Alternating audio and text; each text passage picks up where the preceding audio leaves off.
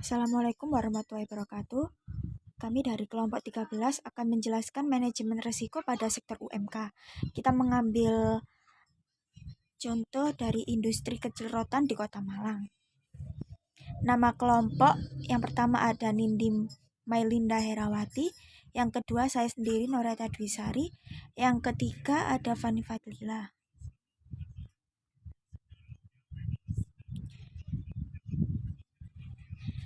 Yang pertama kita akan membahas identifikasi resiko. Mengidentifikasi apa, mengapa, dan bagaimana faktor-faktor yang mempengaruhi terjadinya resiko serta sumber terjadinya risiko. Yang kedua ada pengukuran resiko. Dari hasil penilaian resiko dapat ditentukan resiko yang akan dihadapi beserta dengan dampaknya. Yang ketiga ada pengendalian resiko. Upaya penerapan pengendalian yang sesuai untuk mendapatkan keseimbangan dalam hal keamanan, kegunaan, dan pembiayaan dari suatu perusahaan.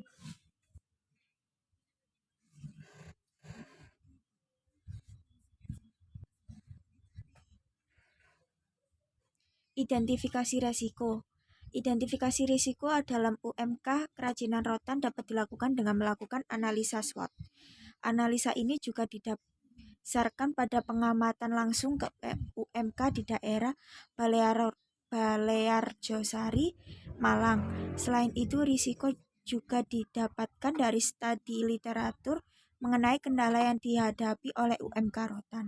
Dari hasil pengamatan langsung dan juga studi literatur mengenai kondisi UMK rotan, maka dapat dibuat analisa strength, weakness, opportunity, and threat atau SWOT.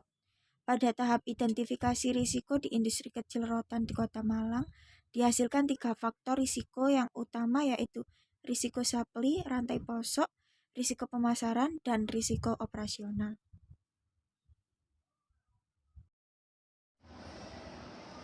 Pengukuran resiko. Pada matriks penilaian resiko dapat dilihat bahwa resiko suplai dan resiko pemasaran berada di zona merah, sehingga risiko suplai dan risiko pemasaran menjadi fokus utama pada industri kerajinan total karena risiko tersebut berdampak besar pada industri rotan. Sedangkan risiko operasional menjadi fokus berikutnya karena risiko operasional berada di zona kuning atau minor, yang berarti tidak terlalu berdampak pada industri rotan. Pasokan rotan di tingkat industri menurun karena menurunnya minat petani untuk mencari rotan. Hal ini disebabkan karena daya beli terhadap rotan rendah. Selain itu, menurunnya minat petani untuk mencari rotan di hutan dipicu dengan adanya pelarangan ekspor rotan pada awal 2012. Asosiasi Mebel dan Kerajinan Indonesia atau AMKRI Jawa Timur menelusuri kendala utama terhambatnya pasokan dan menemukan bahwa terdapat kesenjangan harga jual di petani dengan industri. Selisih harga ini terjadi karena ada perantara yang mengambil keuntungan berlebih. Sehingga untuk mengatasi hal tersebut, pelaku industri dengan petani mendirikan aliansi bangkit rotan industri atau ABRI sebagai jembatan kepentingan petani dengan pengusaha, termasuk membuka akses penjualan langsung tanpa perantara. Pengendalian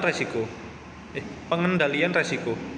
Pada risiko pemasaran industri rotan, respon yang dilakukan adalah dengan cara mitigating atau mengurangi risiko yang ada atau akan muncul.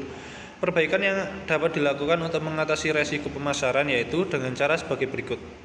Yang pertama, kerjasama dari berbagai unsur dan instansi, supplier dan distributor dan pemerintah.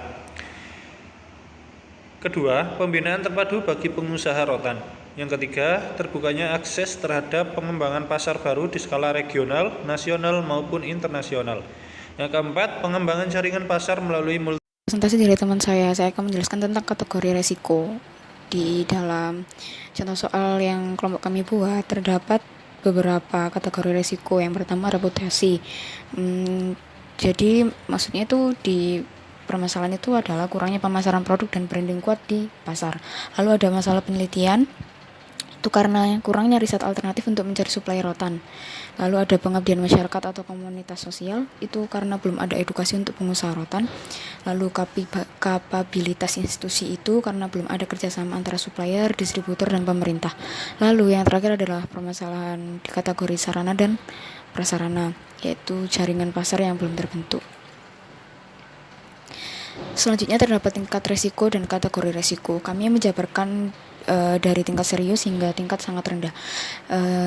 Untuk tingkat yang paling serius dalam reputasi itu ada kurangnya permasalahan produk di branding kuat di pasar, kurangnya relasi.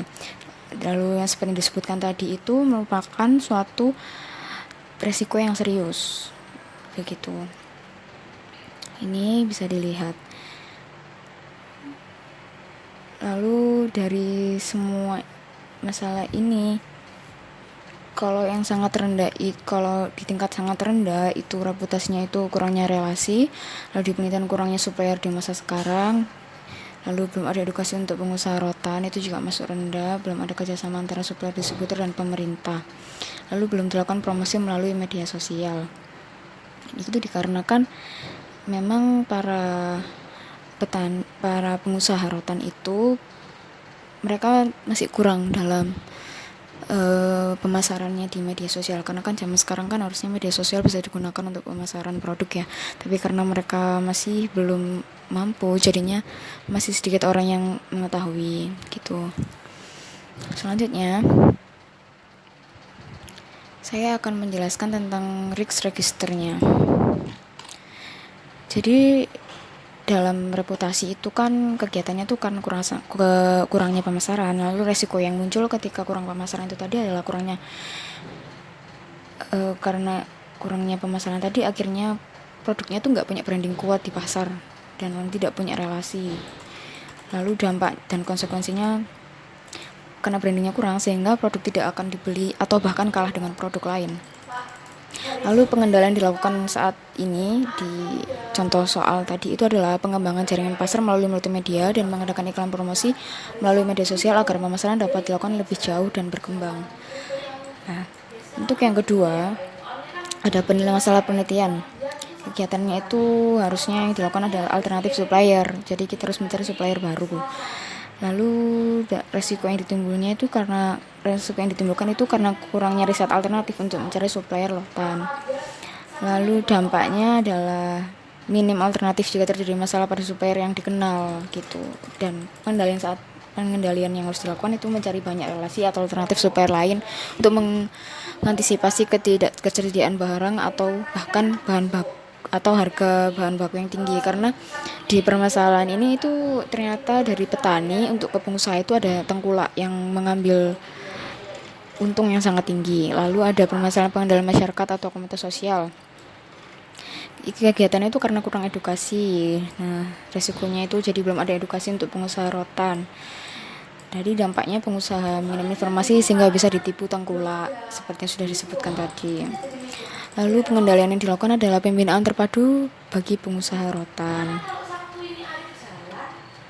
Lalu adalah kapabilitas institusi, karena itu belum ada kerjasama antar supplier, distributor, dan pemerintah, dan belum ada proteksi impor. Lalu jadi resikonya kesulitan untuk mengembangkan produknya karena belum ada support yang sesuai. Lalu pengendalian untuk saat ini yang bisa dilakukan adalah kerjasama dari berbagai unsur dan instansi, supplier dan distributor dan pemerintah. Proteksi impor juga diperlukan agar industri rotan Malang tidak semakin terpuruk. Lalu adalah masalah sarana dan prasarana. Jadi permasalahan itu karena belum terbentuk pasar, dalam bentuk multimedia, maksudnya di media sosial itu tadi. Terus belum dilakukan promosi atau iklan lewat media sosial juga, jadi sedikit orang yang tahu ya. Lalu kesulitan dan memasarkan produk karena belum banyak orang yang tahu jadinya. Terus pengendalian yang bisa dilakukan adalah terbentuknya akses terhadap pengembangan pasar baru di skala regional, nasional maupun internasional. Setelah itu target yang diharapkan setelah ada permasalahan tadi kan kita mencari solusi, lalu analisa resiko ini termasuk sangat tinggi ya, karena di dalam kategori resiko yang reputasi dan penelitian itu ketemu nilainya itu 25. Lalu semua itu ketemu 25, jadi resikonya untuk pengusaha ini tadi itu di Rotan di Malang tuh masih sangat tinggi gitu. Jadi level resikonya pun tinggi. Nah, setelah kita menganalisis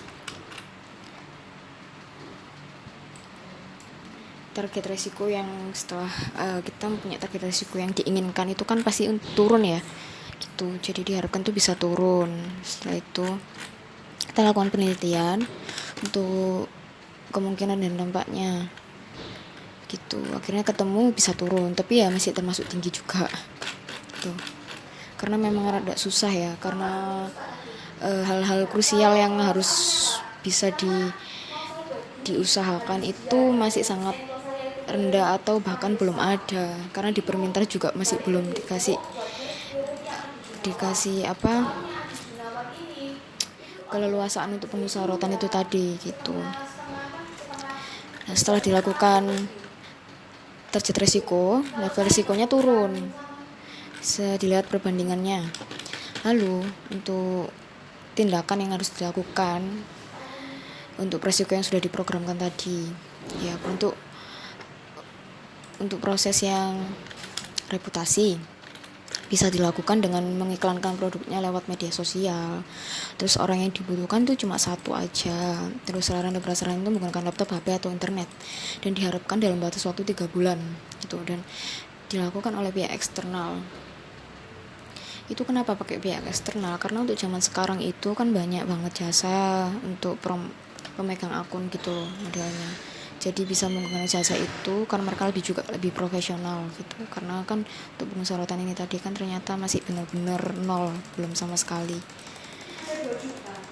Lalu untuk penelitian yang bisa dilakukan, proses dan prosedur yang bisa dilakukan adalah banyak membangun relasi, mengikuti pelatihan dan seminar. Terus orang yang dibutuhkan cuma satu, pasti butuh kendaraan, laptop, HP, dan internet. Karena membangun relasi kan kita harus kesana kesini ya. Terus waktu yang dibutuhkan diharapkan bisa 7 bulan. Terus bisa dilakukan oleh internal atau owner sendiri tuh. Dan untuk selanjutnya pengendalian masyarakat atau komunitas sosial itu bisa dilakukan dengan mengikuti pelatihan gitu. Terus apa yang cuma sebutuh satu orang aja, yang dibutuhkan itu penunjangnya itu kendaraan, laptop, HP, dan internet, dan waktu yang diharapkan 3 bulan, dan dilakukan cukup dengan pihak internal atau ownernya saja, karena kan dia yang megang kendali ya. Terus itu juga bisa buat menekan biaya sih gitu. Terus selanjutnya tuh kan yang kapabilitas institusi itu bisa dilakukan dengan cara membangun relasi dan mencari informasi terkini mengenai pemerataan pemerintah. Jadi owner ini tuh, pengusaha ini tuh harus bisa update selalu gitu peraturan pemerintah, karena kan tadi kan ternyata masih ada masalah, pemerintah belum menunjang gitu ya, siapa tahu nanti ada kebijakan baru dari pemerintah. Dan ini nanti bisa dilakukan oleh satu orang aja, dan peralatan yang dibutuhkan itu kendaraan, laptop, HP, dan internet sama ya. Terus waktu diharapkan 6 bulan. Dia sudah harus bisa mencari informasi. Menurut saya sudah sangat cukup bisa dilakukan oleh owner. Lalu untuk sarana dan prasarananya, yang proses dan prosedur yang bisa dilakukan itu mengikuti organisasi yang anggotanya sesama pengusaha rotan gitu. Jadi kan nanti kalau sama-sama pengusaha rotan bisa saling tukar informasi mengenai petani rotan, mengenai peraturan pemerintah dan lain-lain. Itu bisa dilakukan oleh satu orang, ditunjang dengan kendaraan, laptop, HP, dan internet juga, dan diharapkan dalam waktu 6 bulan itu sudah bisa menemukan komunitas itu. Kalaupun nggak ada ya bisa membentuk gitu loh ya, bisa dilakukan oleh owner sendiri gitu. Sekian presentasi dari kelompok kami, kurang lebihnya kami mohon maaf.